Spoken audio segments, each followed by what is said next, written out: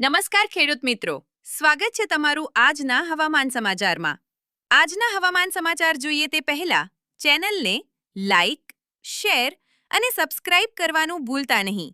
હાલ ખેડૂત મિત્રો, ગુજરાત રાજ્યના વાતાવરણમાં અચાનક પલટો નોંધાયો છે. હવામાન વિભાગે દક્ષિણ ગુજરાતના 5 જિલ્લાઓ માટે કમોસમી વરસાદની આગાહી સાથે યેલો એલર્ટ જાહેર કર્યું છે. વિભાગ દ્વારા સુરત, ભરૂચ, તાપી, નર્મદા અને છોટાઉદેપુર જિલ્લાઓમાં ગાજવીજ સાથે છૂટાછવાયા ઝાપટા પડવાની શક્યતા વ્યક્ત કરવામાં આવી છે.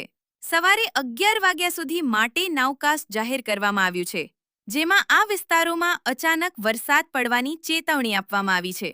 ખેડૂતોને ખાસ સાવચેતી રાખવાની સૂચના આપવામાં આવી છે, કારણ કે આ અચાનક પડતો વરસાદ કાપણી માટે તૈયાર પાકને નુકસાન પહોંચાડી શકે છે. આ તરફ અમદાવાદ સહિત રાજ્યના અનેક વિસ્તારોમાં વાદળછાયું વાતાવરણ જોવા મળી રહ્યું છે. તાપમાનમાં થોડો ઘટાડો અને પવનની ગતિમાં વધારો નોંધાયો હતો.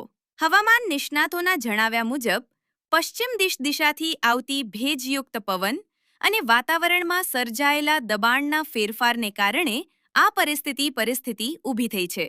હવામાન વિભાગે આ પરિસ્થિતિને ધ્યાનમાં રાખીને યેલો એલર્ટ જાહેર કર્યું છે અને નાગરિકોને વીજળી, ગાજવીજ દરમિયાન ખુલ્લા મેદાનોમાં ન જવાની સલાહ આપી છે.